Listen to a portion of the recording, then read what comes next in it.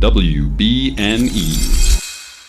Hello, and welcome to episode 81, all about Return of the King, Theatrical Edition, Part 3, being the 81st part of That's What I'm Talking About.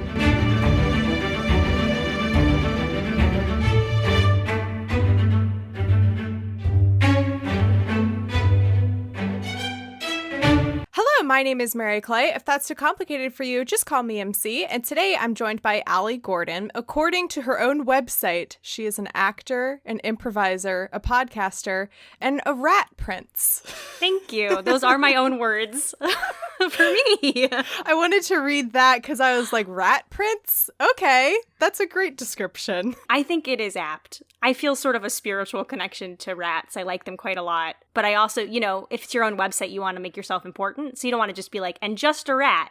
You want to be like, Prince of the Rats. So that's how I felt in that moment. Love it, love it. So tell me a little bit about how you, I guess your history with Lord of the Rings. How did you come to find it? How, are you a movie watcher only? Have you read the books? That kind of thing. When I was a kid, like much younger, so I think like just pre-movies, like maybe like the ages of like 9 or 10, I read The Hobbit, which I loved. Then I didn't see the movies in theaters. That's just a fun fact. Completely missed the Lord of the Rings movies when they were coming out.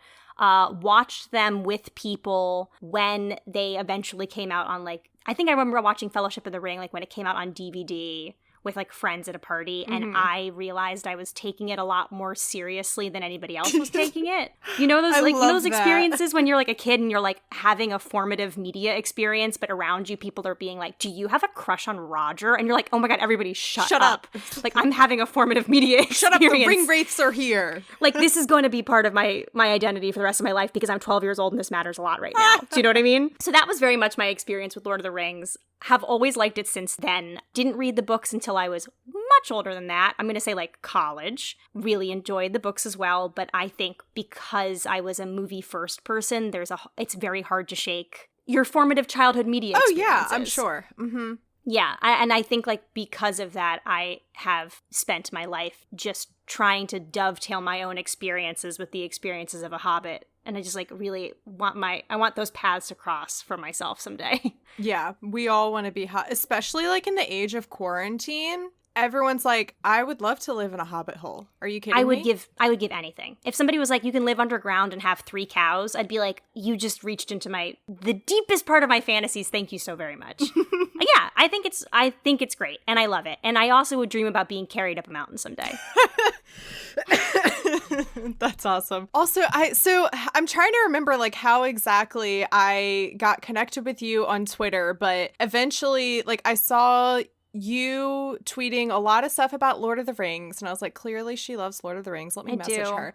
So I'm trying to remember, like, is Lord of the Rings, has that just been or maybe it's always been like that for you, but I know a lot of people have kind of revisited their love of Lord of the Rings this past quarantine? Year. Yeah. Yes. Okay. So sort of inadvertently, because at the very start of quarantine, truly the first week, I am very fortunate and I live in the same building as one of my very best friends. And his roommate, who is another good friend of mine, had never seen Lord of the Rings. And so every night after we were done like disinfecting all of our groceries, we'd meet and we'd like watch the movies, and they were very long. And so it took us like at least a week to get through all 3, I think, because we were like watching them in chunks, and that was lovely. And then it's sort of been on the brain since then for exactly the reasons you said, of just being like, I live in a very small New York City apartment. I dream of looking out my window at a big rolling green bucolic hill or trading bread with neighbors, all things I have not been doing during quarantine, obviously.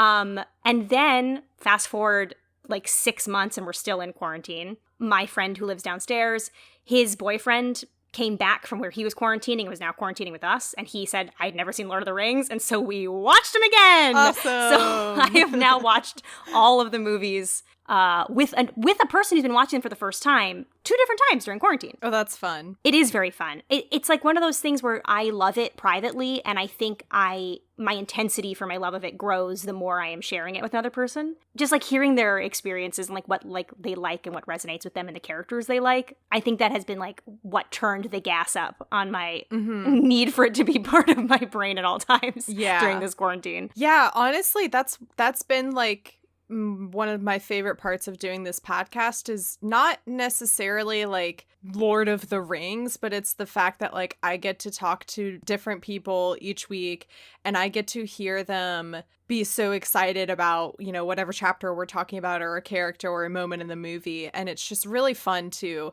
connect with other imagine that, people, in a year of like quarantine, like connection, human connection is like all we have at this point. And so it's been really nice to get to share in other people's excitement. And that's been the thing that's been more fun for me to experience than the actual series, I guess. For sure. And that just like, I also really like, there's something about like the archetypal kind of characters of The Lord of the Rings that I think is fun for when people are watching it and you get to see the characters they immediately gravitate towards or like are like, yeah, if I was in that situation, that's how I'd act too. And I'm like, oh, that's fun. Seeing your like Jungian like response to these characters, like that's the one I'm imprinting on. And I think that that's true. Mm-hmm. I don't know. I was watching it when we were watching it this time recently. The person who was watching it for the first time was like, I really admire how Sam is like keeping it cool around Gollum. And I was like, I would have killed him. Oh my gosh. I was like, I don't, I mean, like, sure, good for him. I'm sure he's a better person than I am, but I cannot relate.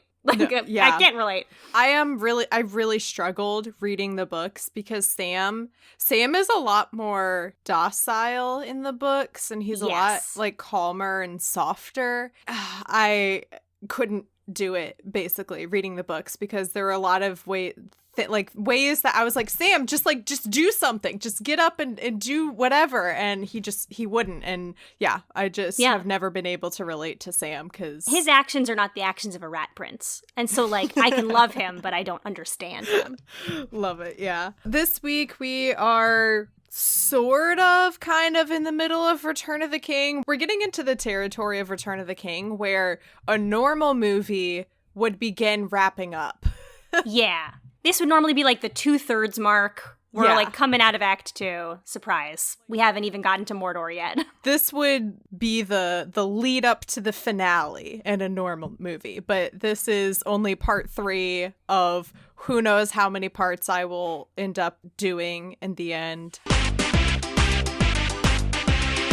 Theoden, Aragorn, and a bunch of the 50 other characters in this movie arrive at the Rohan encampment where people yell out numbers to Theoden instead of discussing these important details during a meeting. Despite their best efforts, it's looking like they're not going to have enough soldiers to defeat Sauron's army, not unless a magical army appears out of nowhere at the last minute. Eowyn helps Merry prepare for battle and then yells at Éomer for making fun of Merry because Merry has the same rights as everyone else to fight for the people he loves. And if Merry is capable, then Merry should be allowed to go to battle because maybe Merry wants to die in a blaze of glory because the society has made it impossible for women, hobbits, to gain any sense of honor. Aragorn dreams of a dying Arwen, just in case you forgot about her, which I kind of keep doing, but whatever. Elrond arrives to help Aragorn complete his character arc, but mostly because he's suddenly very invested in this war against evil now that his daughter might die. He dramatically presents the now reforged Anduril to Aragorn, who is finally ready to accept his role as the King of Gondor. His first act, awaken a cursed army of ghosts. When Eowyn tries to convince Aragorn to stay, he realizes that he might have been sending her the wrong messages, what with all their longing glances and flirtatious laughter. He lets Eowyn down so brutally, he might as well have dropped her into the fires of Mount Doom. Aragorn continues being a dumb boy and thinks that he can go off on this side quest by himself, but of course, Gimli and Legolas come along. Theoden orders Eowyn to stay behind in the event that the battle goes south so that she can roll Edoras, but it's not like there's going to be much to roll if they lose, so forgive her for not being excited about this plan. Theoden is unnecessarily mean to Merry when he tells him to stay behind because he would burden the other riders. When the Rohirrim take off, a soldier suddenly swoops Merry onto their horse. Who is this? Durnhelm, perhaps? A mysterious rider who hides their identity until it is revealed in a perfect dramatic moment on the battlefield? Nope, it's just Eowyn. The Army of the Dead is an ominous tale, so naturally Legolas is the one to fill us in. Isildur cursed an army never to rest when they fled from battle. Only Isildur's heir can awaken them, so it's a good thing Elrond decided to start caring when he did and showed up with Anduril. Legolas, Gimli, and Aragorn are confronted by spooky, scary skeletons who laugh in their faces until Aragorn pulls out Anduril and poses with it very sexily. And I guess we'll have to wait till next week to find out what happens. Back in Minas Tirith, Faramir is dead. Hold on a second. My boy! Wait, he's alive? That's great! Denethor will be so relieved. What's that? He starts going insane, ignores Pippin saying that Faramir is alive, and is distraught to find out that his only remaining son is dead. The son who he sent off on this mission, the son who he told he wished had died instead of his favorite son, the son who he told before going off to battle that he didn't care if he came back alive. That son? Yeah, I guess that checks out. Despite not wanting to call for help in the first place, Denethor believes that Rohan has abandoned them and screams for everyone to flee for their lives. Luckily, Gandalf is there to knock some sense into him, literally, and the siege of Gondor begins. In Mordor, Gollum Gollum leads Frodo to a cave that looks super safe, aside from the impenetrable darkness, spider webs, and bones of various creatures everywhere. They get separated and Frodo is all by himself, and now he comes to the realization that maybe he shouldn't have told Sam to go home. Meanwhile, Sam is sobbing and running down the stairs when he stumbles upon the lame bus bread that Gollum had thrown out. Renewed with either hatred for Gollum or love for Frodo, he turns around to go help his buddy. He's a little late though, because a giant spider appears from the shadows to eat him. Frodo uses the light of Elendil, Galadriel's gift to him, to ward Shelob off and escape her lair. At long last, Frodo realizes that Gollum had been planning to get Frodo killed and steal the ring all this time. After he declares that the ring must be destroyed for the sake of both of them, the two have a fight that ends with Gollum getting yeeted over a cliff. A Galadriel ex machina appears to give Frodo a bit of hope and he continues on his way. First is this very random shot. So we cut away, we had Pippin's scene, and he was singing, and Faramir's riding off to battle. We have Gandalf sitting alone in the courtyard. And then there's this one shot of orcs pushing the tower things. And I guess they're headed from Osgiliath. It's very random. And then it cuts immediately to everyone arriving at the Rohan camp. And yes. This like really random scene has thrown me off, and I'm like kind of fixated on it because I'm like, is this Mordor? Is this Osgiliath? Because we literally just saw them charging at Osgiliath. Like, where are these people coming from? Maybe they're picking up from Osgiliath. Because I guess it kind of makes sense because like later they're outside the walls taunting them. So maybe I don't know. They're like approaching.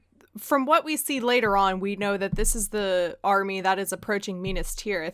But it just really caught me off because I was like, I feel like that was supposed to be deleted and it accidentally didn't get deleted. Phenomenal. In a movie that is so long already, let's keep forgetting to delete some things. But yeah, I truly wrote down in my notes, we start with some orcs. And that was all I was able to write because we cut away from the orcs immediately. Yeah, I was just that's just very random. Whatever.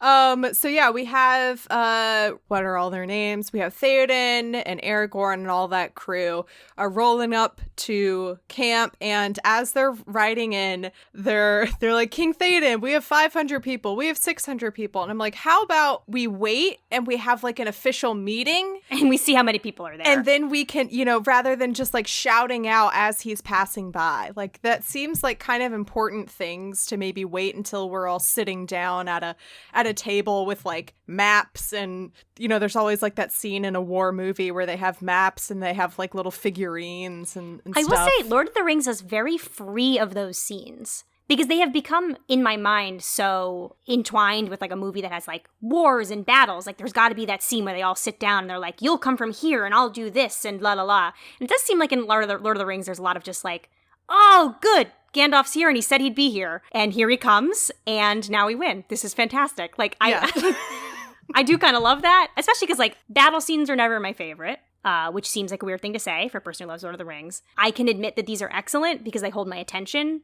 But, like, I will never be one of those people who's like, oh my god, that was amazing. Like, they were slashing, they were killing, they were punching. Yeah, not same. for me. Ditto to, like, I play D&D, and I will do combat because it's, like, part of it. But I have no interest in, like, planning and doing combat. It just doesn't appeal to my brain. Mm-hmm. So, I would be one of the people in Rohan who was like, oh, 2 more showed up. King Theoden, 2 more showed up. Is that important information? we got 2 more people. I'll keep yelling as I see them. I like that one thing I have never really truly understood in all of my years of enjoying Lord of the Rings is what the Westfold truly is. It has become deeply mimetic, and like I know who cares about it, but I could not tell you what it actually. I don't know what it is. Yeah. Do you know from reading the books more recently? Nope. Yeah, I have no idea what the Westfold is. Couldn't tell you. So here's the thing. You brought this up in our messages about like the geography of Minas Tirith, but also just like in general the geography of everything is very confusing because all these people are like, yeah, one of them is like, we have 500 from Westfold and we have 600 from Shrinky Dink Land. I don't know where they're from. Right. And I'm like, so are these, I'm assuming they're other cities. I don't know where they are. Where were these people during Helm's Deep? True. You know? And also, not to be King Theoden about it, but where were they when the Westfold fell? The Westfold I don't know. was in Westfold and they were doing and they were falling. But what about the people around? I mean, it is the incredible scene with the lighting of the torches that's in the movie earlier. I mean, it's an amazing scene, but those are the people that we don't know their names. Like when you're like, so who are Shrinky Dink? I'm like, I don't know. Those are the guys who live on that mountain who light the torch and go, yeah, oh, shit. their only like reason for existing on that mountain in the remote, beautiful landscape of New Zealand is to watch in the distance and light a torch on fire. So I assume that that's where those people are coming from. They are one of the many torch-lit citadels, cities, yeah, along the countryside. Yeah, we just have decided they're not important enough for us to care about. To go into, yeah. Aragorn says this. He's like, this is not enough people for us to take down Sauron's forces, but we have to go in the morning anyway. Theoden shockingly listens to Aragorn and is like, yeah, we'll leave in the morning. And I was like, wow, look at that. Finally, after like they're getting along. two hours, I don't know, from when Theoden shows up in Two Towers to this moment now, finally Theoden's like, yeah, that sounds like good advice. Thank you, Aragorn. We will do that. All of the horses start freaking out, and there's this very creepy crevasse. Yeah. I wrote the unbearably creepy crevasse, which has such a good ring to it. I did not think about that when I was rating it, but I do love that. And then we get that like push-in shot that Peter Jackson loves. He does love them. Mm-hmm. He uses it at least once a movie. They do it again later when they go back to the crevasse. It's like a Hitchcock, I think, technique where you're zooming in but pulling out at the same time. It's very spooky. It works every time. Yeah. And it's very convenient that they just happen to camp out literally right next to the Paths of the Dead, which in the book is like a totally separate thing that they have to go off on their own adventure. I mean, they do that here too, but... And that is one thing that, like, I don't think really makes sense, because they're, like, there, but then everybody's like, are you kidding me? You're leaving? And he's like, oh, I'm going, like, behind us. And they're like, Aragorn's leaving! We're all gonna die! Yeah, but he's, like, there already. He's, like, I understand that, like, if he was like, I've got to ride, like, many miles out of here, you're not gonna see me. I really hope to be back in time, that people would be like, dude, like, bad timing. But the fact that he's like, I'm going to our backyard is weird, that they're all freaking out so much about it. And everyone's like, men go in there and they don't come out, and there's a lot of foreboding surrounding this. But anyway, let's make some soup and eat out here. Yeah. I don't get it. They also like happen to be putting a bunch of the horses, it's like right next to it. I'm like, why don't you take the horses somewhere else? Let's go somewhere else. Let's not have them freak out. I like that the horses are smart. That feels good. Mm-hmm. We have a scene of Merry and Éowyn bonding, and I love it. Éowyn is helping Merry to like fit into his armor. She sends him off to get his sword sharpened. Éomer is sitting outside with, I don't know, some other dude, and they're like kind of making fun of Merry, and Éowyn's like, why shouldn't he fight? Why can't he fight for the people he loves? And it's the kind of thing of like, we're not really talking about Merry, are we, Exactly. Éowyn? I love that. I love that scene so much. I was very excited as it was coming up. I was like, oh, I get to talk about this scene because it's so good. I know that your opinion, which I think is largely correct, is that the extended editions are not inherently better than the theatrical editions. The one thing that I really miss, that I really do think takes away like a lovely parallel, is that we don't get earlier the scene of Faramir gifting his clothes to Pippin. I love that scene. It makes me tear up every single time.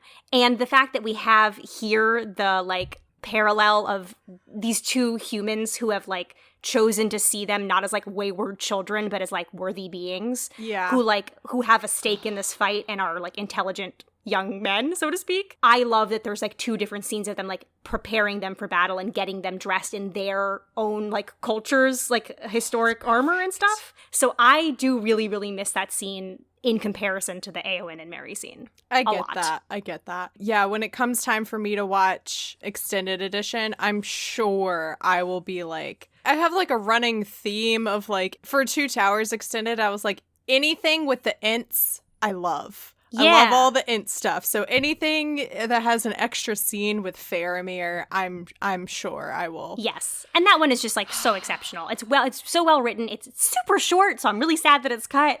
And I also think it just like, it makes the payoff of this scene, I think, even better. Because it, the movies don't do a phenomenal job, I think, of making you think Éowyn and Faramir are like this great match for each other, because they literally never talk. I was going to say, what's so funny is that theatrical edition, that just doesn't happen at all. You see them standing next to each other at Aragorn's coronation, and that's it. And like even in the extended, it's better, but not great. But I do think that this scene actually helps you realize that they are unusual in terms of their perspective on the hobbits, and that you're supposed to like love them and trust them because as a person who obviously falls in love with the hobbits first, you're introduced to them first as an audience, and you love them. You're like, aw, Faramir sees Pippin as like an upstanding man who's like gonna go out and fight. And then like same thing with Eowyn. And so you're like, oh damn, they are actually meant for each other. Also, to be fair though, it's the way they get together in the book is also not great. So yeah, it's not great. I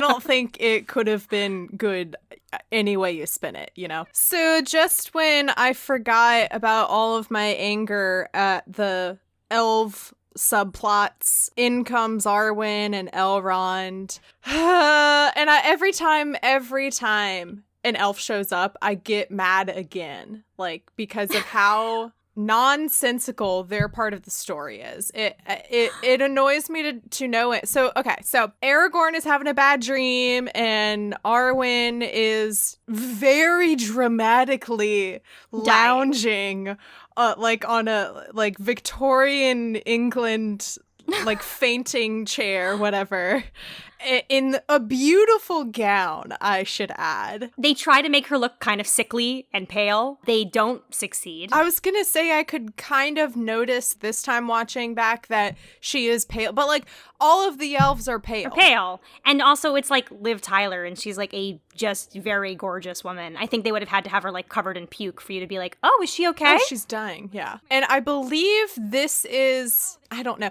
So there's trivia that Liv Tyler got to take from the set what she calls, quote, Arwen's dying dress. So I guess that is referring to this dress, which cool. is it's a very extravagant dress. So I guess that is cool that you get to take it. But yeah, Arwen's dying dramatically. I could care less. Actually, no, I couldn't care. Sorry, that's the proper phrasing. I couldn't care less about it. See, I'm sort of glad that you're saying that, because I don't care about elves. And sometimes I can't tell what parts of these movies don't speak to me just because of like my own media consumption biases, where I'm just like, I love these scrappy little guys. I'm a scrappy little guy. And then it gets to the elves and I'm like, boo, don't understand you. Because like, I would not want to live like an elf. I would not want to be an elf. Their lifestyle does not appeal to me. They kind of strike me as people who like tell you that they care a lot about their health, are like, no, my body's a temple, but they still do coke at parties. Do you know what I mean? Oh, that's so good. You're like, I thought your body was a temple, Arwen, but okay. See, I actually really like the elves. I don't know exactly how to describe. I appreciate how like ethereal and mystical they are, and how they just show up and they always look like Scandinavian models. And they kind of just make me laugh a bit because they're just so aesthetically pleasing, I guess. Like everything about them, they all make sure when they're like leaving for the Undying Lands, they make sure that everyone is color coordinating, and that is kind of fierce. You know, they're like, we have to be seen looking good when we arrive at the harbor. Mm-hmm. Yeah, that's funny. So like, I like the elves. What I don't like is just that these plot lines that they do with art, and it has to do with like this poor character construction for Arwen, that they, again, like, to their very little credit, they were like, we gotta get more women in this movie somehow. So they gave Arwen more of a part in this movie, because she barely has a part in the books. Yeah, but even then they gave her a part where she's largely laying down and dying. Exactly. So that's my problem, is she becomes very much the damsel in distress. And as we all know, there's only one damsel in distress this movie, and it's Frodo. So stop stepping on his turf. Yeah, it's Frodo's turn. Okay? Let him have this. We don't need to. And what annoys me is it makes no sense why she is dying from not going to the Undying Lands, but Elrond is fine, and Legolas is fine, and Galadriel is fine, but Arwen is the one who is just suddenly dying for no reason at all other than to advance the plot. Yeah. I mean, so my understanding, or the way that my brain wrote this off as making sense, It doesn't. But the way that my brain made sense was that, like, the understanding was that Galadriel or Elrond was going to go to the Undying Lands, but that she had, like, forsaken it, and so therefore she was dying. And the more I say it, the more it doesn't make sense to me, but that is what my brain, like, justified. I don't get it. So Aragorn is called into Theoden's tent, and the first time watching this, so there's this person sitting in the corner with a hood up, and I was like, oh, it's Arwen. She came to give him the sword, which I think would have been way cooler. Just get rid of Very cool. Get rid of this idea of like Arwen's dying and you have to save Middle Earth in order to save Arwen. Get rid of that and just have her be like, no, I am going to reforge the sword and I'm going to take it to my boyfriend and he's going to take his place as the king and then we're going to fight together or whatever. Yeah, that would have been very cool. Would have been great. Anyway, so first time watching this, I was like, oh, Arwen came. That's cool. And then Elrond stands up and like takes the hood off. And it's let me tell you, it's very jarring when you're expecting to see Liv Tyler. To see anything other than Liv Tyler. So Elrond reveals to Aragorn that Arwen is dying. He says her life is now tied to the fate of the ring. And I'm like, isn't everyone's lives now tied to the fate of the ring? Like, very true. That's like, not to, like, Arwen isn't special, Elrond. I hate to burst your bubble there. I know you love her, but everyone's lives is tied to the fate of the ring. We all, it's either we all live or we all die. Yeah. It's very cool. So he's like, we're gonna need some backup to take down Sauron. I think you know what you need to do. And he's like, I can't go awaken this army of the dead because they won't listen to me. And Elrond's like, they'll listen to you because you have this. And he pulls out I have been making a lot of fun of Elrond, but this is a very cool scene. Yes, that swell of music underneath it is iconic, and I'm going to try and not use that word too much because I want to like keep its power, but that is an iconic shot of the movie is like swoof, the big sword comes out, the music swells. I did write that it was, in quotes, very metal. Shire. And it is! That moment is like a hardcore. That really rocks. It's very cool. Mm-hmm, So maybe I take it back about elves not doing cool stuff. That was pretty cool. However, I will say that does go into like how I see the elves, which is like they're very dramatic people and they know how to be dramatic. And so Elrond's like, I'm gonna whoosh. I'm about to blow this guy's mind. Yeah. And he does. Mm-hmm. He takes out Anduril, which was forged from the shards of Narsil. And this is the sword that the King of Gondor will use to awaken the army of the dead. Elrond tells Aragorn to put aside the ranger, that it's time for him to be the King of Gondor. Elrond says to Aragorn, I give hope to men, and Aragorn says, I keep none for myself. These two lines came from Appendix A, and they were the final words of Aragorn's mother. And Estelle, which is the Elvish word for hope,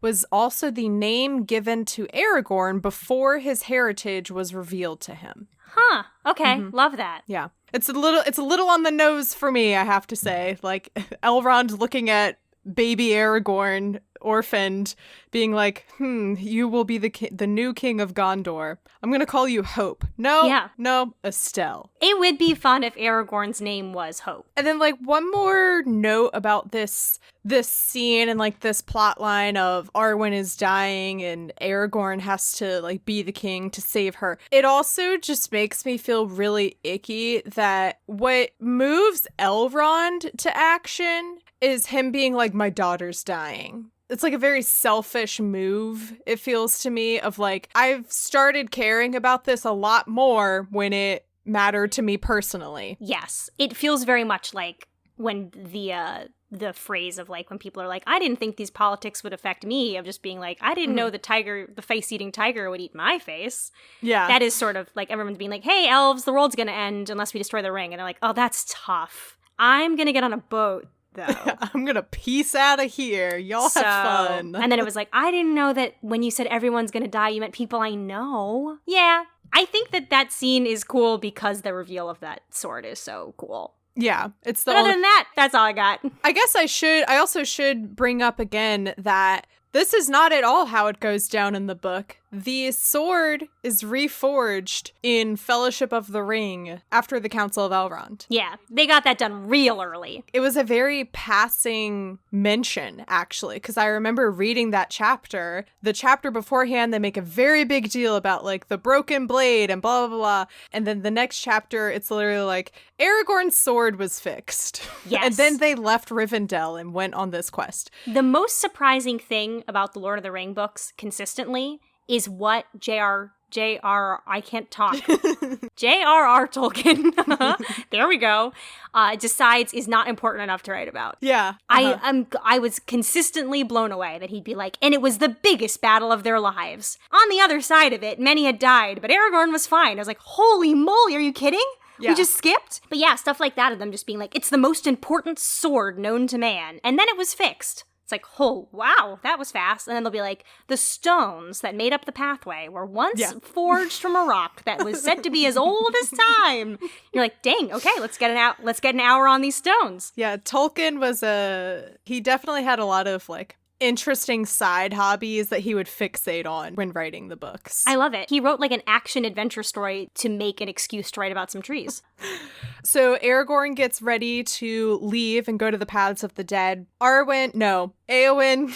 Yeah. Éowyn comes over and is like, what are you doing? Don't desert us. She's like, the men need you here. It's like, we're not really talking about the men, are we? Éowyn? Yeah, that's her favorite move. Yeah. She's always like, don't you see that the men love you and have been crazy about you for like a really long time? It's me. I am the men. And Aragorn is like, why are you here? Why did you come here? Éowyn kind of gives him this look of like, seriously? Have you seen yourself? Have you met yourself? Like, I'm in love with you. How have you not made that connection yet? And Aragorn is he turns into, I don't like this scene just because like, it hurts Éowyn, and I love Éowyn, and I will always want justice for Éowyn. She deserved better. And we have this scene of Aragorn being like, you don't love me, and you can't come with me. Bye. Yes. I will say, one of the faults of the scripts in the movie, which is like baked into the faults of the script of the whole story, so it's like not really anybody's fault, is that like men do a lot of telling women what they're thinking. Yeah. There's just a lot of scenes of them being, like, Elrond telling Arwen, no, what you're actually thinking is this. And, like, in this scene, it's like Aragorn being like, no, you don't know, you can't possibly be in love with me, you have no idea what you're thinking. And it's like, I think they can think for themselves. But that's what happens when you have a franchise with literally 3 female characters in it. You know, I can't be like, yeah, and that's definitely Blank's fault, because the fault is inescapable. It's like, we can't pin all our hopes and dreams on 2 women characters. I know. One of whom is dying in this movie. So it's like, okay. There's 4 female characters. One is a giant spider. Yes. One is a beautiful elf who we barely see ever. One is a dying elf. And the other one is a horse girl. which is really, it runs the gamut of all types of women. Yeah. There are 4 types of women. Spiders, cool elves, dying elves, and horse girls. And horse girl. Tag yourself. But yeah, that is basically it. So anyway, I think that this scene is like insanely well acted. I think they have like great chemistry, and this scene works and is like fun to watch because they're both just great actors. But yeah, as I was watching it, I was like, that's not fair. She has a brain in her head. I think she knows what she's thinking. Yeah. But then he rides away and she's like, okay, bye. And her beautiful dress with her long sleeves. I will say though, however, like to Aragorn's defense and kind of, you know, to the fault of Éowyn, she manic pixie girl, manic dream it's girl. J.R.R. Tolkien. Manic pixie dream girl. That's it. She manic pixie dream girled Aragorn. Yes. Because he says he's like, the thing you're in love with is a shadow and a memory or something. I don't remember exactly what the line is, but he basically says like, you don't actually love me, you love the idea of me. At least to the credit of Aragorn and to pointing out this fault and this flaw in Éowyn, that she's just like, I fell in love with the first man who treated me decently, right? Because the bar is so you're low. Comparing me to Grima Wormtongue, so thank you for liking me more than him, but also you don't know me. he's about to ride off by himself, and Gimli's like, so where are we going? And Aragorn says, he's like, you're not coming with me, but thanks. And Legolas is like, have you not learned about the stubbornness of dwarves yet? And I'm like, Aragorn, did you really think for 1 second that your two buds were gonna let you go do this by yourself? Yeah, your buds. They're your buds. Yeah, we talked about how, they go off and all of the men in the camp watching are like, well, if they're leaving, I'm leaving because we're gonna die. And Theoden's like, yeah, probably. Okay, all right, good night. Yeah, I mean, you can't really say it any better than that. One of the things we talked about a lot when we were watching these movies, again, with two people who'd never seen it before, is like the movies do a good job of like humanizing people on the eve of battle. And, like, showing how terrified people are and how uncertain it is. But, like, we just kept being like, can you imagine if somebody was like, you will probably die? And then you, like, just got on a horse and went? It's like, no way. But, yeah, I think it is funny that the people of Rohan are, like, really very much behind Theoden after he just spent, like, I don't know, 5 or 6 years in, like a coma making bad choices. But the minute he's back, they're like, that's the guy. I like you and I'll do anything you say. Yeah. And then we have a scene with Theoden and Eowyn. And Theoden says that Eowyn will rule in his stead if he dies, and she will take his place in the Golden Hall if the battle goes ill. And Eowyn has her arms crossed and she's grumpy about this. And I can't say I blame her because, like, this idea of like, oh, well, if the battle fails, you take my place as ruler. And it's like, what does that matter? Because if the battle fails, we're gonna die. There's not gonna be an Edoras to rule. Correct. Like, he literally just moments ago was like, we probably will die, and who knows what will happen, but we're gonna go. And then he's like, but anyway, take my place. Mm-hmm. It doesn't really make sense. It is a nice moment between two exceptionally good actors. And I also do like, from a character perspective, Theoden, like, acknowledges her as a person whose life has been, like, touched by grief in such a serious way, which I actually think is very on the sides of, like, things that, like, are progressive versus not so great. I actually really do like that as far as about Eowyn's character and about people, like, talking about Eowyn's character, that they're like, your life has just been unimaginably bad and full of so much sadness. Like, you really, wouldn't it be just so nice for you to be able to have a good life and be happy and, like, be a person who smiles? Like, wouldn't that be great? Yeah, Theoden's like, I want you to be happy and I want you to smile more and talk less, smile more. Because, like, out of context, if somebody had, like, read me those, like, lines in the script without any context, I would have been like, oh, great, he wants her to smile more. Yeah, exactly. But in the context of the scene and, like, what we actually know about her life, it is kind of beautiful, and I do really, I actually really like it. I think probably if you got, like, those lines tattooed on your body, people would be like, yeah, out of context, it's not great. But yeah, he just wants her to be happy because she has been through so much grief. Meanwhile, she's like, I'm gonna go kill myself on a battlefield. Yep. We see Legolas, Gimli, and Aragorn on their journey to the Paths of the Dead. So this is something that I really wish had been part from the book, had been part of the movie. This whole idea of going to the Paths of the Dead to awaken this ghost army is a very, even in the book, it's a very random side quest. It's very random and very, like, Deus Ex Machina of, like, we're just gonna go wake up this cursed army and they're gonna save us all. It doesn't really serve much of a purpose. Like, if they arrived at camp and they're like, great, we have enough people, it would change nothing about the plot. Exactly. It's just they needed something cool for him to do that seemed kingly, I honestly think. Like, I don't really, it's been enough time that I don't truly remember how this feels reading the book, but certainly when you're watching the movies, you're like, oh, right, Aragorn's, like, the main character. And, like, you kind of keep forgetting that because, like, you get caught up on all these other quests, and also, like, you don't meet Aragorn first, you meet the hobbits first, so you're like, okay, cool, got our main characters. And then it's like, oh, but also, surprise, Aragorn's the most important guy in the world. So we also have to have a big part of our quest there. And so it's like, it does kind of feel like a thing he does just so that you can be like, I guess he does deserve to be king. The other thing is that the way that this, like, plan is revealed to Aragorn in the book is he looks into the Palantir And I just wish that we got it in the movie, because what happens in the book is I called it emo Aragorn, because he literally, like, he takes the Palantir and he goes off into like a room by himself, and he comes out. He looks like very like darkened and distressed, and he is like very angsty and serious because he's been like touched by this darkness of the Palantir.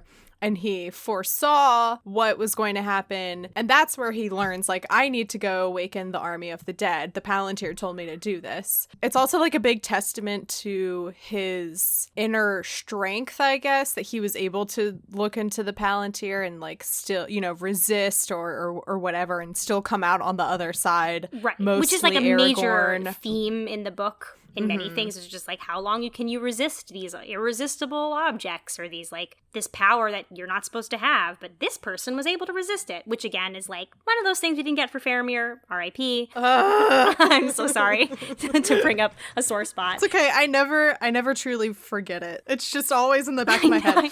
I'm always thinking about it. And we get a little bit like manic, kind of crazed Aragorn. We get a tiny bit of that in the movie, but it's way more so in the book, where everyone on this journey to the Paths of the Dead, when they're like later retelling the story, they're all like, yeah, Aragorn was crazy. We have no idea what was going through his head. He was insane. I thought we were all gonna die, and he was just like, come on guys, let's go in this cave of death. I love this is fine. We have an explanation from Legolas. I said ominous exposition by ominous Legolas. Very ominous. Because who else would give it? So he explains to Gimli there was this army that Isildur cursed because they were supposed to fight for Gondor, and then they turned around and ran. And so Isildur cursed them that they should never rest until they live up to their promise and their vow. They get to the entrance of the Paths of the Dead, the cave, whatever. We have like this like breath of air that like pushes out on them, yes. And it's very creepy. The horses run away. It's all very ooky spooky. Yeah. I will say that is like the thing Peter Jackson's the best at, is like just like establishing a really spooky moment. It's gonna like explode into some crazy action sequence. And this one is very spooky. I like the air. I like the weird whispers. I like that they're green for no reason. I like it. You know it's serious because the horses run away, and Aragorn calls after Brago, and Brago doesn't come back to him. So that's how you know. That's how you know it's serious. Spooky stuff. Aragorn. So this is kind of what I was talking about. We get a little bit of manic, crazy Aragorn. He goes, I do not fear death, and like charges in. It's like, okay, well, good for you. I wish we had seen, because Gimli does hesitate, I wish we had seen Legolas be more scared. That's what happens in the book. They go in, and Aragorn is the only person who isn't afraid, and everyone else on this mission, it's like, this is terrifying, we're gonna die here. Which makes a lot more sense, especially since it's like, if we're supposed to believe that Aragorn is like so driven by his purpose that nothing scares him at this point. Yeah. But I do love that they just decided that Gimli's motivation in life will be spite. Yes, because he's like, oh, who would have thought an elf would go into a cave before a dwarf? And he's like, I'll never hear the end of this. Go. They're gonna make fun of me if I don't go in. Yeah, I'm not gonna get humiliated by my friends, by my buds. I gotta go. So he goes in. I feel that. I understand that. We see Theoden's army and Rohan and everyone getting ready to ride off, and Theoden, for no good reason, is mean to Merry and is like, you can't come with us. I believe he says a 3 days gallop, and I'm like, just say ride. You know, I don't know why. It's going to be a really fast ride. None of my men can bear you. He literally calls Merry a burden. Yes, none of my riders can bear you as a burden, which makes me so sad. And then his face like just crumples, and it's just so sad to watch. For no reason. It makes me very sad. Mary's like, all of my other friends are fighting. Like, I am putting shame to hobbits' names if I'm not also fighting. So, Mary's sad. Oh, poor Merry. And he watches everyone ride off, and then all of a sudden he gets swooped up onto the back of a horse. I also wrote the word swooped up. Just want you to know. And it's Eowyn, and she has not disguised herself. She's kind of like hidden herself. So Miranda Otto had to undergo numerous fittings for them to land on a helmet design that would disguise enough of her face to make it believable that like, oh, she's sneaking in, but also not hide enough of her face so that the audience could tell who it was still. Right. Because they made this decision in the movie. They did something different from the book, where in the book, she disguises herself as Durnhelm, and all of a sudden, this soldier named Durnhelm shows up and is like, hey, Mary, you want to ride with me? And he's like, okay, person I've never met. And there are like all these things throughout the chapter of like, Durnhelm's eyes were very familiar to Mary. And like all these hints. Mary, are you stupid? So it's funny you say that. So the reason the filmmakers decided to not go this route of like, oh, she's going to disguise herself, and then when she takes the helmet off is when we're like, oh my God, it's Arwen the whole time. So they decided not to do that because, one, they just thought it would be difficult to like realistically disguise her in a visual medium in a way that you would be like, oh yeah, that's obviously Arwen, you know? Kind of like how when you watch She's the Man, and you see Amanda Bynes. You're like, well, that's Amanda Bynes. Yeah, that's clearly a girl disguising herself as a boy, is what that is. And then two, this is the exact quote that they said, if they had disguised her and Mary didn't recognize her, it would make him look like, quote, the stupidest hobbit on earth. Yeah, it does not reflect well on Mary. That just makes me laugh because I'm like, I mean, that's what happens in the book, though. He doesn't recognize her. Yeah. So say what you will, but like, that's what happened.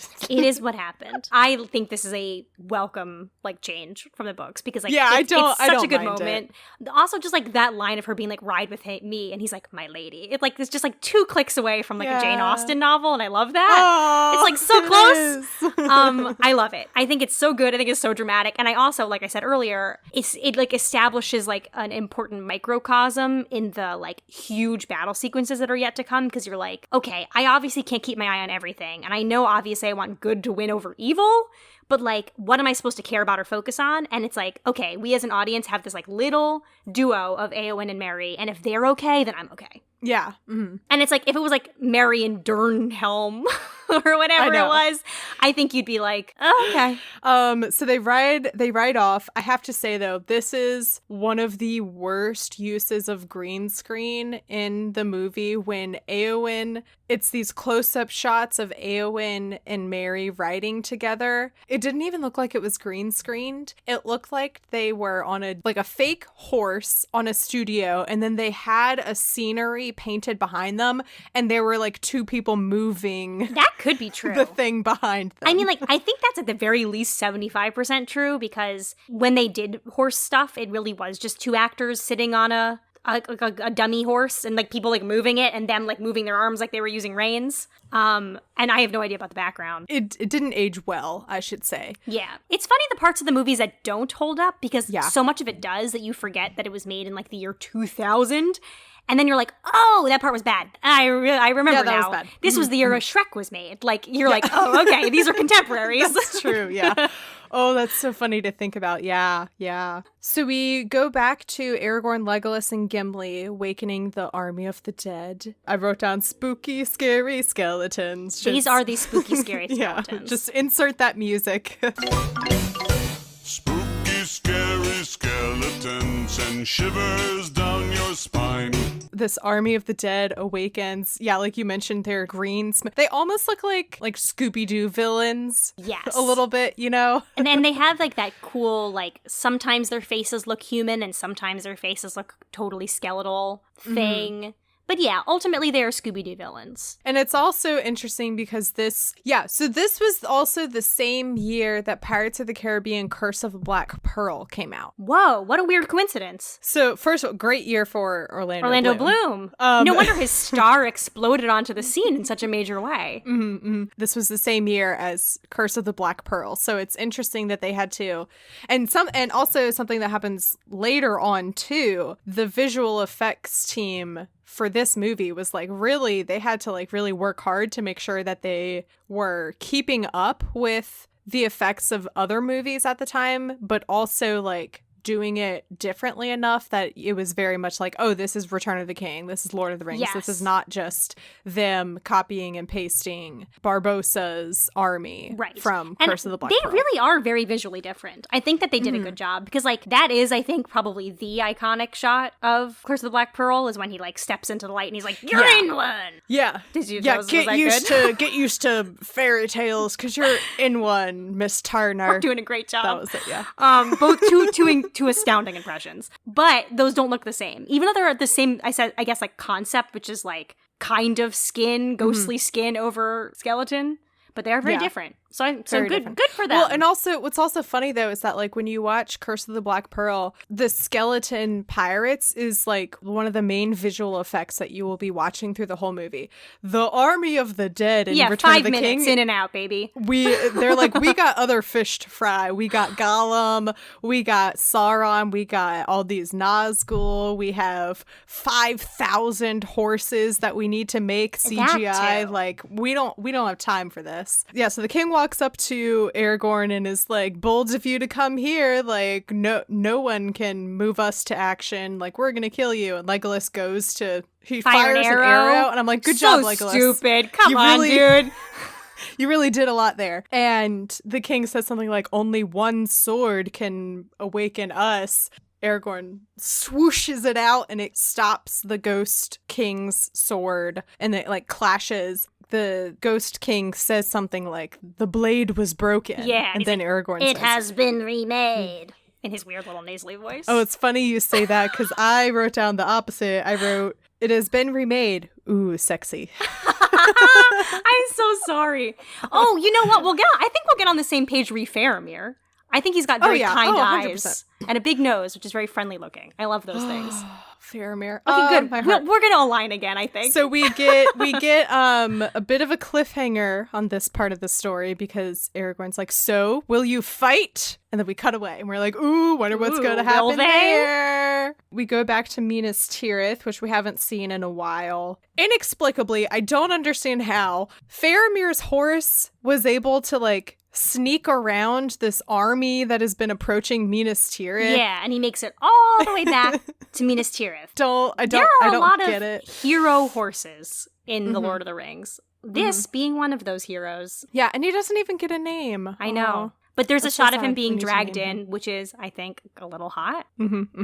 So something about that scene, actually, they were afraid because there was an incident. I don't know if this incident happened before or after filming for this scene, but there was one incident where David Wenham, the actor who plays Faramir, his horse, like, all of a sudden started running off and, like, I don't know if it, like, spooked or whatever, and no one had taught him, like, how to, like, steer it stop it. And like eventually I don't know, I think someone had to like ride over and like grab him and stop it. So when they were filming this scene where he's getting dragged by the horse, they made this system in case the horse started running off and he's like still attached to it, like being dragged.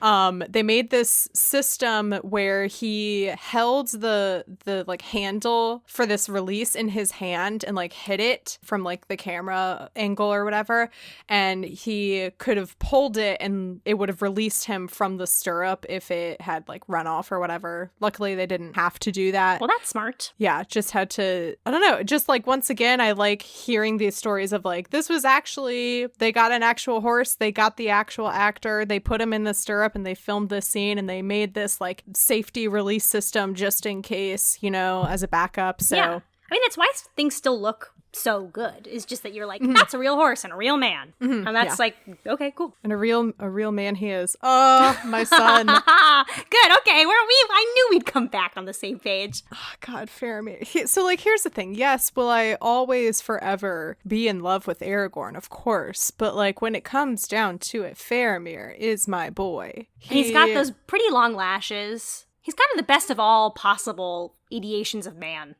I refer all the time to those sad Faramir eyes. Yes. Because they'll just kill you. Just punch me in the head. But that's why it's such a good performance, is that he's like really tuned into the just like kind of looking up through his lashes ponderously. And you're like, ooh, what are you thinking? What's going on in that friendly little brain of yours? Faramir's not looking too good. He comes dragged in. He has like a bunch of arrows sticking out of him, and he gets pulled up to like the top layer of Minas Tirith. Everyone comes running out, and Denethor's like, my son is dead. My line is ended. Oh, no. And yeah. Pippin... I wrote down two things in this moment. One is that, as much as it's crazy, I think that performance is like a phenomenal Shakespearean. Who, Denethor? Yes. Oh, yeah, 100%. He's so good. It is so good. But when he looks up at the camera and he's like, Theoden's betrayed me. I love that. I would pay major money to see this guy play King Lear. Mm-hmm. Before that moment is probably the only part of the movie that I like actively dislike and think was a mistake, which is when they shoot the heads over the wall. So, okay, yes. I'm glad you bring this up. So, this does happen in the book. So, the army is outside. This is all kind of, it'll show the army outside the walls doing stuff, and then it cuts back, and they're like, he's actually alive. Denethor's freaking out, and then it cuts back to the army. We get that genuinely iconic line of, fear the city is rank with it. That was my impression. I love that line. Beautiful. Great. But then they're like, let's send over some of their friends to remind them. Said, they're like, let's comfort them. He says, release the prisoners. Yes. And they catapult the heads of the army that had just lost and died at Osgiliath. And it's like, my dislike of it has less to do with like anything that has to do with logic, plot, whatever. I genuinely think like reading it in the book makes perfect sense. It feels to me so tonally different than any of the other violence in the rest of the movie franchise. I don't know why. I get that. It feels like pulled from a different movie to me. I do get that. I think when this happens in the book, it's more the implication of like Sauron's forces are using literally anything they can to fight us, and they will stop at no cost. Yeah, and it's like a really, obviously very scary intimidation method. Yeah, it's also like a very horrible, cruel war tactic, mental torture kind of a thing. But then later we're going to cut to orcs who are like, that's my piece of bread. And they're like, no, it's my piece of bread. Do you know what I mean? It like feels, they don't feel the same to me in a weird way. I think, I don't know, I got the impression that like we're really upping the ante here. We're like the stakes are raising. And it certainly raises the stakes. We're gonna like launch the heads of like the brothers and sons and friends at these people trying to defend their city. It's pretty messed just up. as like one last. And so what's crazy, and I'll have to insert the audio here, when I was watching this the first time, I forgot that this happened in the book. I forgot this happened! Oh no! Oh no! Oh no! You okay? I think it's just something with like, it's like they're very bloody and their faces are like contorted into a permanent position of agony. And it just kind of feels a little Game of Thronesy. It is Game of Thronesy, yeah. Mm-hmm. In a way that like nothing else in the movie particularly feels that way. So I don't like it. I like it in the sense of it's very dramatic, and to me it kind of shows, hey, we're stepping it up. The last time we had a big battle with orcs and stuff, they brought a bunch of ladders and they brought a bomb. Yes, we'll be bringing heads. Yes. And like this time we're not messing around. We're here to mentally and physically scar you. We're going to mess you up. Yeah. Speaking of getting messed up, Denethor goes crazy. So first of all, we have Pippin come over and say, he's still alive. Faramir is alive. He just needs medicine, my lord. We need medicine, my lord. Meanwhile, Denethor is like, my sons are spent. My line has ended. The House of Stewards has failed. And Pippin's like, just like, if you want to listen to me for like 1 second. He's not dead. Yeah, Denethor is totally losing it. And again, this is something where in the book we find out later he goes so insane because he has been looking into the Palantir and using the Palantir. And we never get that information. And we don't get that. Yeah, we don't get that. Weirdly here, enough, so. As much as I like that information, I don't care that we don't have it in the movie because I just buy that this man is losing it. Because obviously, sorry, we missed one part, which is that he, in his insanity, like goes and looks over the edge of Minas Tirith and sees these armies approaching, and he's like, that's kind of like adding on top of his and it's insanity like too. He's like, oh, we're gonna lose, and he's scared, and I think that there's like this. I think you're supposed to kind of have the question of like, does he even care that Faramir might still be alive? Would he rather just like ritualistically kill himself and his son in a blaze of glory than like do you know what I mean? Like I think it's okay that we don't have the answer, because I think his performance sort of justifies this like egocentric man. Because the last we saw Denethor and Faramir together, Denethor was like, I don't care if you die. You know, he basically tells Faramir, like, I would rather you die than come back alive. Right, but then wouldn't a person who's an egomaniac be like, I'm the most generous person in the world because I gave my son and myself like a Viking's funeral and not have to die at the blade of an orc. And so, but that's what, I don't know. I wish that we had that explanation in here, because to me it makes him make a lot more sense. Of like, that's why he's going insane, because Sauron has been like feeding him these lies, and he is just not in a mental capacity to handle this idea that his last son is dying. And I don't know, it just seemed like for like non-book readers, I wondered if they were like, wait, I don't get it. Why is he so upset about his son dying if the last he saw him, he didn't care if he died? I don't know. I would be interested to know if people who have no experience of the book like still resonate with that part. But I think they do, because I just watched it with two people who hadn't, and they all thought it was very like, one person was convinced he knew he was alive the entire time and just like didn't care and was like, I'm not going to die in a battle. I'm going to go and I'm going to kill myself with my son. And I was believe that. That's an interesting read on it. And I see that in his performance too. Even if like maybe that's not my preferred reading of it, I'm like, I can see that. Like, this performance justifies that interpretation of it. So, okay, so this whole there were just a lot of things going through my head during this one thing. So first of all, please, for the love of God, teach some people in this world, in Middle-earth, how to check a pulse. No one's ever done it. They never do it. And then also, we have from Brother Bear. This year, I lost my dear husband, Edgar. Quit telling everyone I'm dead! Sometimes I can still hear his voice. And that's Faramir right now. Just quit telling everyone I'm dead.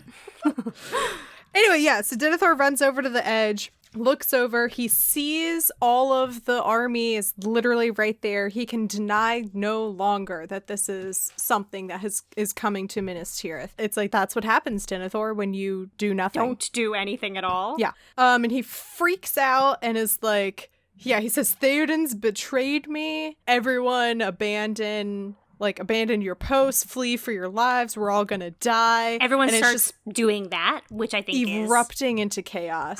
This is my favorite transition of any human behavior in the movie. Yeah. Because he's like, abandon your post, and they're running. Then Gandalf beats the Shire out of him with his staff, and then he goes, smacks him on the head, and he goes, don't do that. And everyone says, okay. And they listen to him without question. That's what I thought was so funny. I love it. They're like, this guy, I think he's making sense. I really like the way that I like this guy's vibe, and I like what he's brought to the table, and I will be listening to him. Gandalf literally tries to smack some sense into Denethor. I appreciate so much that Gandalf is just like, everyone fight, defend Minas Tirith, and they're all like, okay. 100%, I will do that. You're a much better leader than Denethor was. I love that, because they listened to Denethor, and then the minute he was out of, like, unconscious, they were like, thank you, because you also, I like your whole thing. Yeah, this, like, battle sequence, the Battle of Pelennor Fields begins, officially, I guess. The catapults start launching stuff everywhere, and the archers in Minas Tirith are dumb, because these towers, they're pushing all these towers close up, and they're firing their arrows like at the towers, and Gandalf has to be like, not the towers,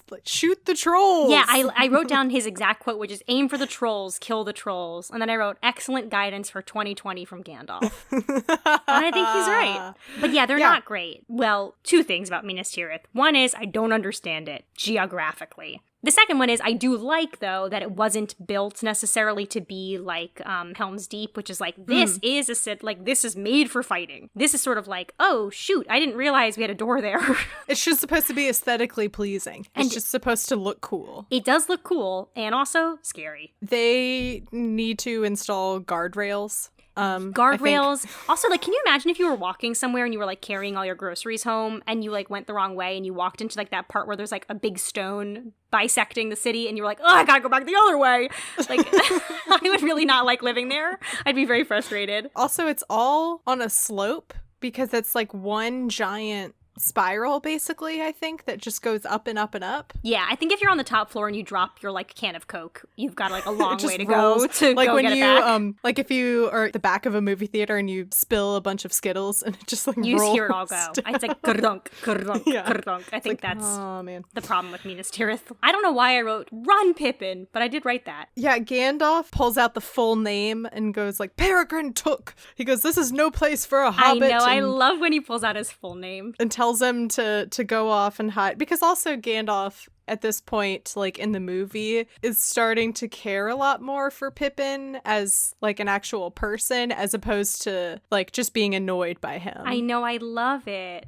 I love that he has like genuinely become humanized to him, but just like he is seeing him as like a person with a brain in his head and like a worthy, not just like a child and not like a person who's just there to mess around. And I love that because I do think that that is like what you are as an audience also supposed to feel about him. Then he's like, they called us out to fight, which is so cute. Yeah, I love it so much. Pippin, he's like, they called us to fight. I'm here to fight. And he looks so scared. He freezes up when all of these orcs start like coming out, like actually onto the city. And he totally freezes up and Gandalf kind of has to save him and fight a bunch until he swooshes his sword out and kills an orc. And Gandalf and Pippin are both kind of like shocked and they're like, yeah, he gets like the killing blow in, which I think is great. And he even like looks at the sword like, oh my god, I did He's that. like, I killed something. I love Oh, that. And then God. Gandalf gives him like a very proud smile as if he like brought home a blue ribbon instead of killed an orc. He says, guard of the citadel indeed. Oh, I love it. It's so cute. And I do think, again, it's like the like Pippin and Merry storylines have fun parallels with each other. Even though they're living two very different experiences, they are having similar moments of like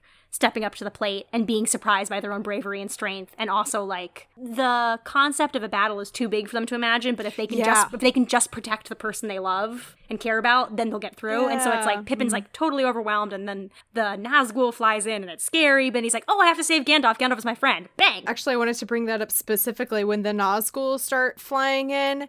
The operatic music that comes in with them is so good. It's so good. And they are so scary. To this day, I'm like, ugh, they're scary.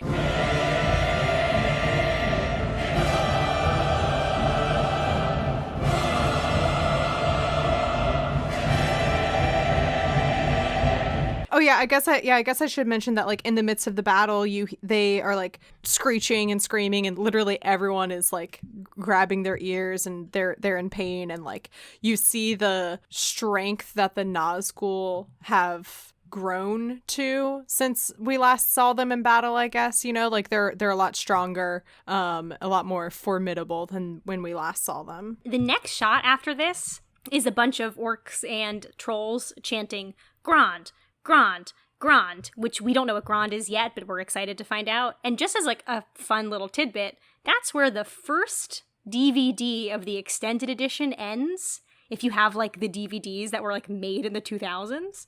So literally the segment ends with them being like, Grand, Grand, Grand, fade to black. Cut. Yeah. So we were shocked at their editing choice to end the first disc at Grand, because it really makes Grand sound a lot more important than it's going to turn out to be. It's very formidable, sort of. So a couple things about like Minas Tirith and battle sequences. So first, the Minas Tirith set was built on the same site as Helm's Deep after they'd finished shooting Helm's Deep stuff. And they reused and altered a lot of pieces of the Helm's Deep set to build Minas Tirith, which makes sense to me when you have like one massive set for one movie and you're done with that. It's like, what are you gonna do with this thing? yeah, exactly. So the battle scenes, which reportedly contain over 200,000 digital participants, were so huge that an extra room had to be built onto the Weta Digital Effects facility to house all of the computer equipment needed to render those scenes. I mean, that makes sense. Is that It's just insane wild. or what? Yeah, that's absolutely wild. Totally crazy. So we go to see Frodo and I almost said Frodo and Sam. Nope, No. Sam is not. No I Sam. wrote first Frodo of the segment. Missed that guy. That's what I wrote here. Yeah, yeah. Yeah, it's been a while since we've seen... Yeah, we haven't checked in on them in a while, since they broke up. Mm-hmm. It's been a while. And they are entering Shelob's lair, and Gollum is like, we have to go this way. It's either this or turn around. And Frodo's like, okay, I guess I'll go forward. Yeah. Again, I'm like going to be a freak about it, but I really actually like the dialogue because he's like, go in or go back. And he goes, I can't go back. And I just like feel for him so deeply. He's like, I don't want to say that, like, okay, I'll go in. But I can't go back. I can't go back. I know. I feel like it's good writing say. there because there is a difference between like, okay, I'll go in. Yeah, and like they really do a good job of not trying to be like, see, he's so brave. He's not brave. Not. He's just afraid. He's just gonna do it. And that's what makes him... He screams this entire scene. It's just a bunch of him screaming and Who wouldn't? kind of things. Again, another passive dialogue that I'm obsessed with. What's that smell? Orcs come in here sometimes. Oh, okay. Fair enough. No further questions, Your Honor. That is exactly enough information for me. It's very spooky, scary. I'm like, come on, Frodo. Use the light of Galadriel. Now, you dumbass. I mean, he needs like 5 more minutes. And it's a whole like labyrinth of like caves and spiders. Of course, like technically we don't know exactly what yet, but it's spider webs and it's all gross and sticky, and Gollum is slowly like sneaking away from him, and Frodo keeps calling out for him, and he keeps getting lost and turned around, and he like looks down on the ground and sees all these skeletons of like dead creatures and people. It's very spooky scary. And literally right as I was thinking like, I bet you're really regretting yelling at Sam, that's exactly when Frodo he goes, Sam. Yeah, and then immediately he starts crying. He's like, oh, it's so sad. I made a mistake. Because I like, again, I think it's like good filmmaking that like he yells like Smeagol and then no answer, but like his voice is echoed back to him. And so it's like, oh no, you're so alone. And as you're being like, oh my God, he's so alone, he's being like, oh my God, I'm so alone. And then he's like, Sam. It's very sad. Mm-hmm. But he still keeps going, which again, I think is great. I was calling this the Frodo alone segment. I can't think of a lot of other times in the movie where he's like truly alone. Mm-hmm. But here it is. Yeah. And I was like, oh, cool. I am honored that this somehow fell into my lap, despite that not being your intention, because I love Frodo so very much. And I like any moment where we are allowed to be with our like so-called protagonist in a moment that like when they're normally bolstered by other people, they're totally alone again. I don't think we've seen him alone since like the beginning of the movie. I was going to say, yeah, probably the last time we saw... Because I don't think, he's alone when he's like reading his book at the start of Fellowship of the Ring. And then like there's a moment where he like is alone for a bit, and then Galadriel's like, "Stop, you're awake. Let me show you what's going on in an alternate future where you don't succeed. All your friends died." That's like those are like some of the only parts I can think of. Where and then he's very briefly alone when he gets to Mount Doom before Sam walks in and is like, "Destroy it." And then he's like, "I don't think so." Yeah, but like this is definitely the longest segment that it's like just him on his own. He's alone. And so I like that. And I like that as like a... He doesn't do very well alone, No, shall we say. he doesn't do very well. He really needs his Sam. And so we show Sam stumbling to... which, like...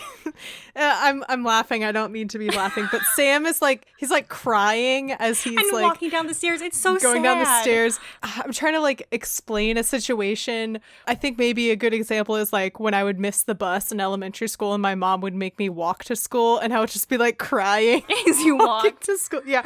Just like, so upset. It definitely has like woman crying on the subway vibes, which I'm allowed to say as a woman who's often cried on the subway. I like feel that. Yeah, he falls and very conveniently lands right next to the lame bus bread, and I'm like, that's so convenient. It is convenient. It's like even still partially in the packaging, and he gets this wave of anger. First of all, grab the lame bus. You need it. Take it, put it in your pack. He like grabs a fistful of it and like crumbles it. But he kills it, yeah. And I'm like, no, Sam, like you need that. Like put it back in your backpack. He's too mad. He's not thinking. His, like anger has like resurged and his energy is renewed again. And he's like, I guess like very equivalent to like a mama bear. Yeah. Being like, my cub is in danger. Let me go protect him. I love that. And then he turns makes back his around. way right back up the stairs, which my elevator is broken in my building, and I walked up my stairs this morning, and even that was enough to ruin my day. So Oh, it's exhausting. I really can't imagine how he's feeling in the The moment. most tired I've ever been in my life is moving into and out of my apartment that was on the 3rd floor of a building that had no elevator. That'll So- do it. We moved out of one that was a 5-floor walk up, and I afterwards puked. It's terrible. Truthfully, I don't think I would have made terrible, it to terrible. Mordor, which is again why I think we're a little too hard on Frodo sometimes. Yeah. Mhm. Oh no, I would 100%.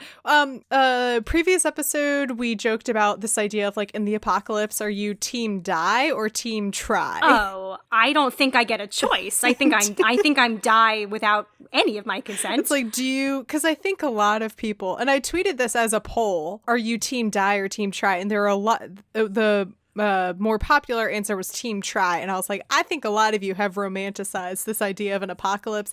I think a bunch of you think that you're just going to somehow turn into a ranger, Yeah. like Aragorn. I'm fully aware of my like physical limitations I will die. on my body. Yeah. Anyway, yeah, so Sam turns around to go help his buddy. A+ music for Shelob's Lair. I wrote So down. good. I wrote that down too. I only know this because I watch the behind the scenes stuff when I have a migraine, which is often nowadays.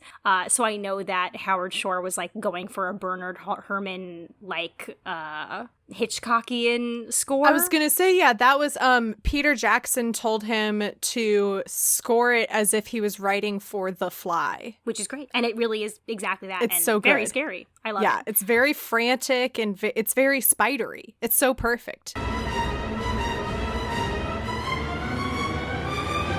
You think you've seen the scariest part, and then genuinely the scariest part is when It keeps going. the legs start moving on the wall and you didn't realize they were legs, and you like get Oh, a it sense keeps of how going. big it is. Oh, I hate it. Oh. Oh, I hate it. I'm arachnophobic. Are you in any way like a spider? Like, I hate spiders. I don't love spiders. I wouldn't say spiders are like a phobia of mine. So when I watched Return of the King, I was with one of my friends. She legitimately left her apartment during this scene. She was like, I'm going to go walk the dog. You have fun. I'll be back in 5 minutes. I'm not quite there, but I'm probably like 5 clicks south of that. Like, I'm nearly there. I really hate spiders. I hate the way they move. I think they have too many eyes and too many legs, and I'm suspicious of why they need all of them. I don't like it. And so I really don't like her. So Frodo, I don't know, at some point he stops to like take out the light of Galadriel as he remembered it finally, because he gets like the Galadriel voiceover and is like, the light of Elendil to give you light when you're in darkest shadows, or whatever the line is. What is it? Is it like when all other lights go out? Maybe that's it. Yeah. Maybe. Yeah. I don't know. And so he's like, oh, thank God. And it lights up just enough for you to see something in the background moving a little bit. Absolutely horrific. That is the reveal of Shelob, which I thought about it. I guess you don't like learn about her, or I don't even think you know what her name is in the movie, because I don't think anyone says it. Oh, is that true? I think at one point one of the orcs who come after and find Frodo Maybe. are like, ooh, Shelob Right. likes to suck him dry. Don't put that in. That was...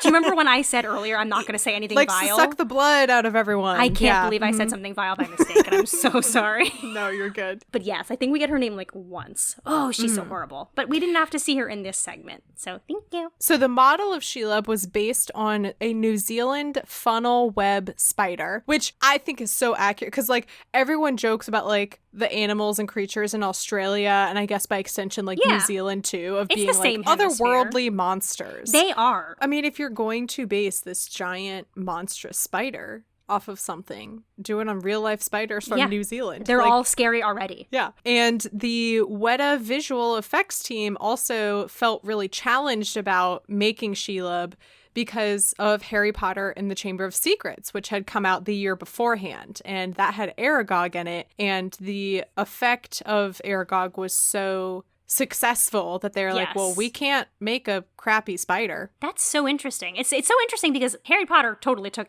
Aragog just is Shelob. J.K. Rowling. But the movie came out first, even though Tolkien was like, got that. 60 years before that. Yeah. Also, I don't know if I feel like Aragog was also an actual animatronic. Oh, maybe that's why it looks so good. I might have made that up. I don't know. Don't quote me on that. But like maybe that's why it looks so good. And so I just like the Weta team being like, oh my God, their special effects spider is so good. How did they do that? And it's like, it was a robot.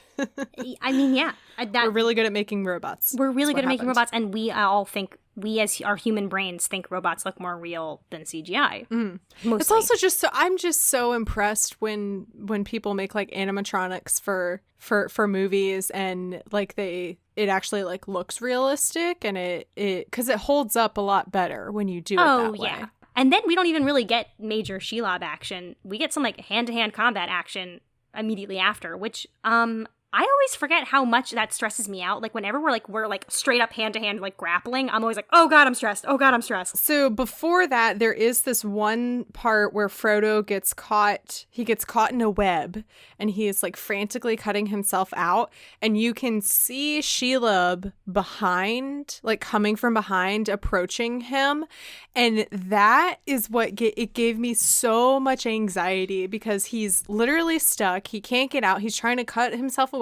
You have Gollum singing something creepy. He's like, little fly gonna die. He sings a creepy song that doesn't rhyme, and that makes me angry. He like purposefully doesn't rime it. Ugh, that's how you know he's evil, because he won't didn't complete rhyme. the rhyme. It's Yeah. like, oh, you're killing me. He purposefully didn't rhyme it. Yeah. Oh, it's just so creepy. So creepy. Also, A+ scenic design I wrote down of like setting this scene of all of these webs, all of these like bones and caves and the darkness, and just very good. Frodo gets out and chases after Gollum, and they start fighting, and Frodo is finally ready to cut it. Yes.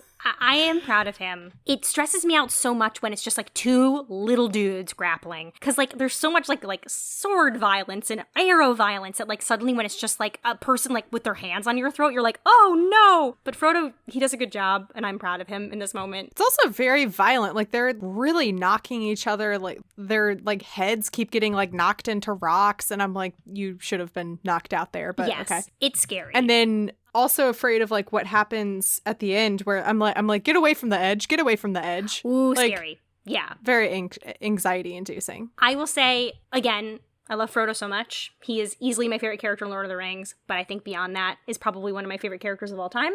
I think I am in the minority on this. I think most people are sort of like, yeah, he's like in the story, but like whatever. And I do not feel that way. Part of what I like about this scene so much is after they've been fighting for a while, and Gollum's like, please don't kill me, please don't kill me. He goes to trick Frodo again, and is like, it's not me, the ring did this to me. He says and the I'm precious like, made Frodo, us do it. are you really gonna fall for this again? But here's the thing, as an outsider, you're like, kill him. Don't be stupid. But then you're like, okay, for him to understand that and believe it, that forces us to imagine the dark stuff that has gone through Frodo's head that we have no idea is like going through his mind. And so like, he is a very internal hero, like his acts of bravery and like the things that make him special are not that he was like, I'm so fast, I'm the fastest one. But like when you hear him being like, I have to destroy this ring for the both of us, you're like, oh, those thoughts went through your head too. Like, I can't imagine the stuff that you have wanted to act upon or were being told actively to do hundreds and thousands of times over the like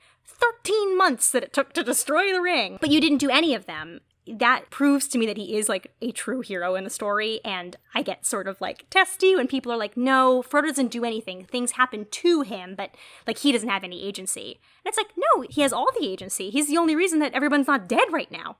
He is like constantly having to make the active decision to like remain himself. Right. And like in the beginning of the movie, besides I think that being a very cool storytelling choice to be like, I know you've been worrying for a year in between these two movies coming out about what's been happening to your good friends Frodo's and Sam. Anyway, here's two hobbits you've never met before. And it's like very bold storytelling. But then you're like, okay, fine, it's Smeagol. And how fast does he kill his friend? 7 minutes? Yeah, that's so you're like, true. oh my God, Frodo's been traveling with Sam for 10 months, and he like might be a little testy sometimes. He's only wanted to sort of kill him a couple times. Exactly. Yeah. And like I mean, like it was only like one time that it got serious. And like most of the time he's just like hangry, which I am always in my apartment. So I want to extend a little sympathy. Yeah. Yes, Frodo says, I have to destroy it for the both of us. And Gollum is like, that's the last straw, and goes to attack him one more time. And Frodo kicks him over the edge. And I'm like, oh, yes. Rest in peace, Gollum. I'm sure he won't come back. Yeah, there's from simply that. no way. No way. He's dead for sure. Frodo's really struggling. He's like, oh, how am I ever going to keep going? Convenient Galadriel Deus Ex Machina comes in.